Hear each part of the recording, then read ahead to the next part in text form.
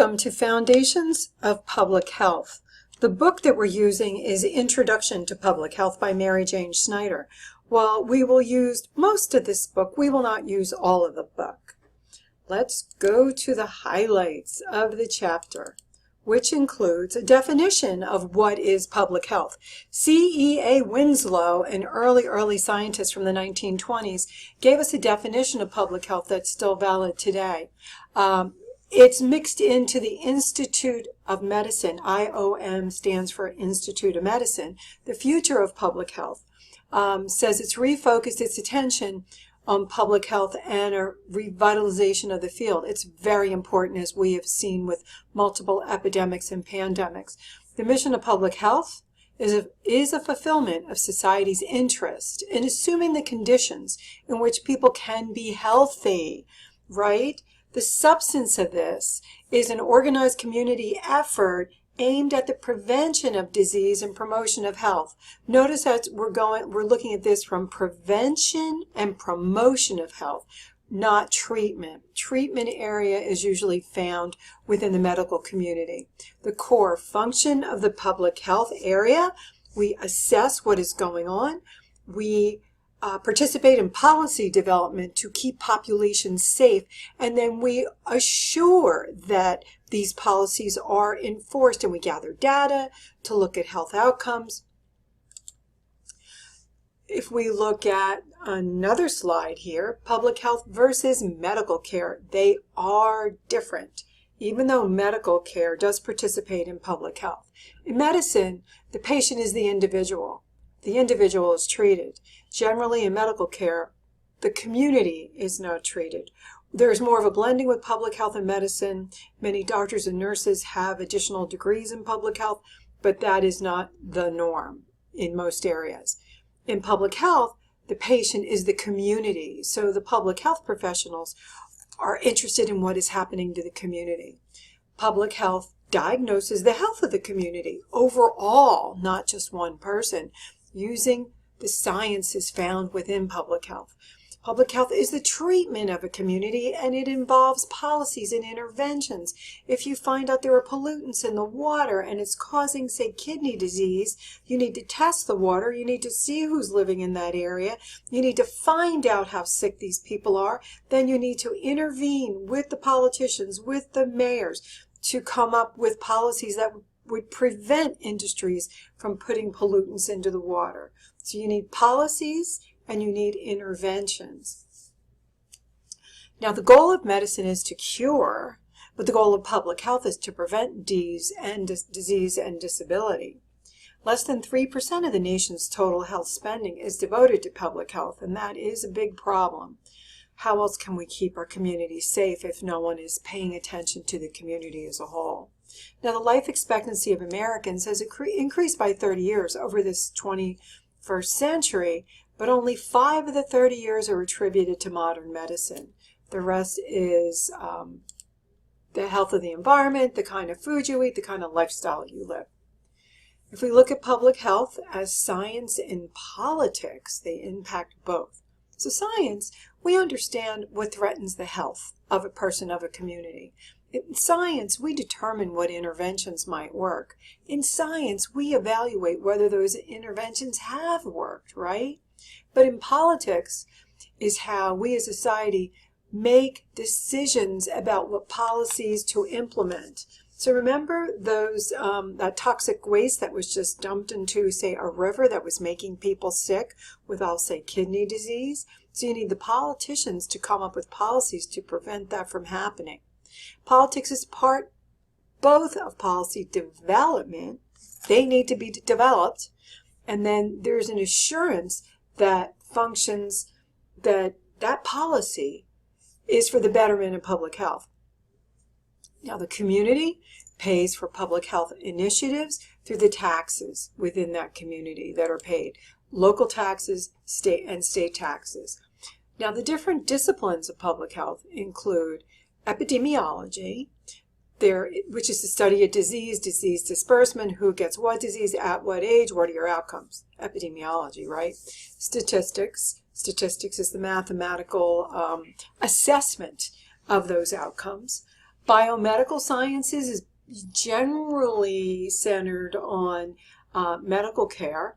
Environmental health science, how is the environment impacting on the health of the community? Social and behavioral sciences, how do people use a geographical space and interact with each other and participate in life-limiting social practices? That's social and behavior sciences. And then health policy and management, which we just talked a little bit about. Now with epidemiology, if we take a deeper dive, epidemiology is the basic science of public health. It's a study of epidemics. So we focus on human populations as a whole, usually starting with an outbreak of a disease in a community. We look for common exposures, and then we look for the reason why, the causative factor.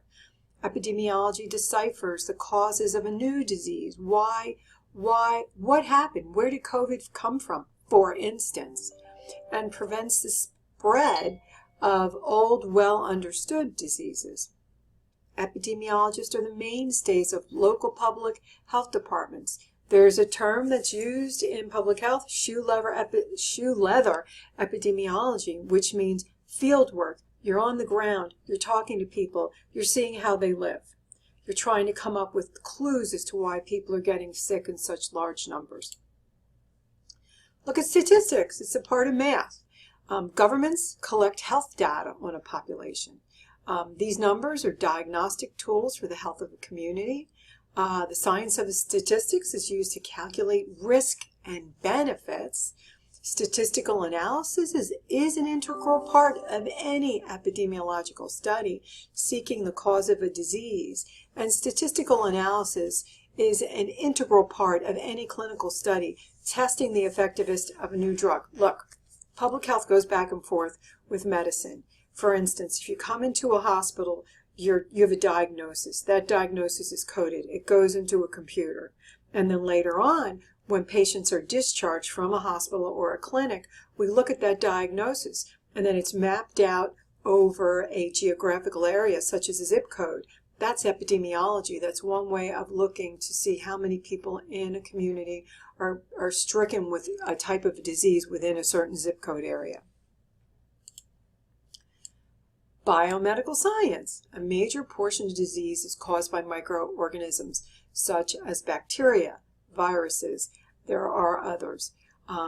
Biomedical sciences control infectious disease. It was a major public health focus in the 19th and 20th century to prevent people from getting sick from bad air, polluted air, bad water, right? Other areas as well. And biomedical research remains important to the understanding of new diseases and non-infectious diseases, chronic diseases such as high blood pressure, diabetes, kidney failure. Those are chronic diseases. Asthma, chronic disease. And then we also have genetic diseases.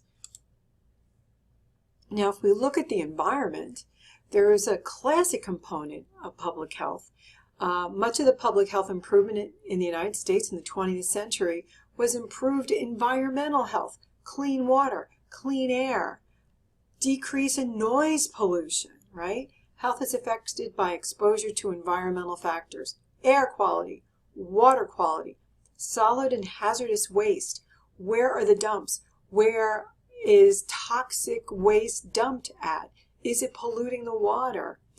Safe food and drugs. We have rules and laws that regulate who can sell food, how cold is cold, how warm is warm, how long can the cold food stay in the fridge, how long can the warm food stay in a cart. There are laws against this. It's known as, I think, ServSafe, certification that you can provide food in a healthy way, that you won't cause an epidemic of people coming in your establishment. And then we also have global environmental change. With the climate crisis, there are lots of issues that come up. We'll explore some of those in this course. And then there's also thousands of new chemicals that enter the environment every year, and little is known about the effect on public health. Now, the social and behavioral sciences, let's explore. Behavior is now the leading concern of factors that affect people's health. A theory of health behavior is that social environment affects people's behavior. Major health threats include tobacco, #1 killer, of course, a poor diet, not enough fresh fruits, vegetables, and physical activity, inactivity. So you don't move around enough. Your cardiovascular system does not enjoy the benefits of physical activity, nor does your brain. And then there's also injuries that can occur. African Americans, also known as blacks, have a lower overall life expectancy than whites when incomes are similar. This will be explored later in health disparities. Other ethnic minority groups are also at risk for a variety of different health problems. In the area of health policy and management, also known as health administration, this is an area of study that examines the role of medical care in public health. The cost of medical care in the U.S. is out of control. The U.S. has a high percentage of population that does not have health insurance. And I'm talking about, you could have government insurance, which includes Medicare or Medicaid. You could have charity care or private insurance, and there's still a large percentage of people that don't even have access to those types of insurance. Quality medical care can be measured and is often questionable. It's measured. How is it measured? It's measured by outcomes. You had this procedure done. What was your outcome? Medical care eats up profits in a healthcare system that could be used to benefit for more people, or the profits could be used for better education, housing, and care of the environment. Now, with public health prevention and intervention, primary intervention prevents an illness or injury from occurring at all. Firearms, the control of firearms is the prevention of injury. Secondary prevention minimizes the severity of the disease or injury once it has occurred. Diabetes is an example. A person has been diagnosed with type 2 diabetes. Public health intervention would make sure that the people in the community have access to insulin that they can afford to buy.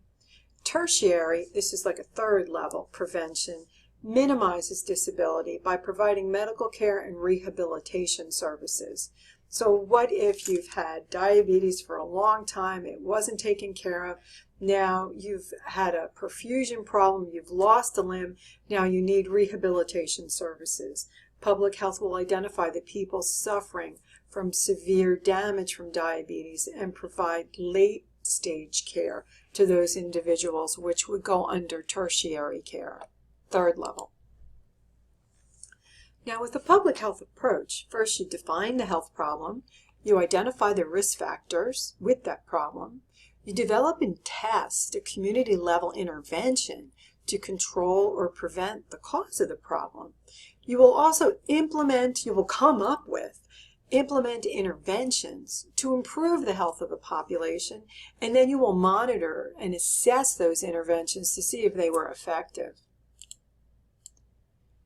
Now, what is the cause? Whatever the issue, there's usually a cause. Is the cause the agent? Is the cause the host or the organism or the person? Or is the cause of this problem the environment? Now, this is a traditional approach that deals with infectious disease. The agent is the organism, the host is the person, and the environment is where the organism may be living. Interventions can focus and target any of these three areas. This model can be used for all types of illnesses and injuries. For instance, if you've got a mosquito that has malaria, that's the agent. You've got the person is the host. The mosquito bites the host, gives the person malaria by the parasite that's just been infected into the host, meaning the human or the animal. Let's go for human. And then the environment is what conditions are in the area that create it beneficial for those mosquitoes to live there. We can look at public health and terrorism, but I'm going to skip by that one. This course will not pay much attention to that. And then we have some discussion questions. Number 1, you should pay attention to. Number 2, we've got other discussion questions. Number 3, there are more. And then we have more resources for you from the American Public Health Association and the website from the American Public Health Association, their publication, The Nation's Health.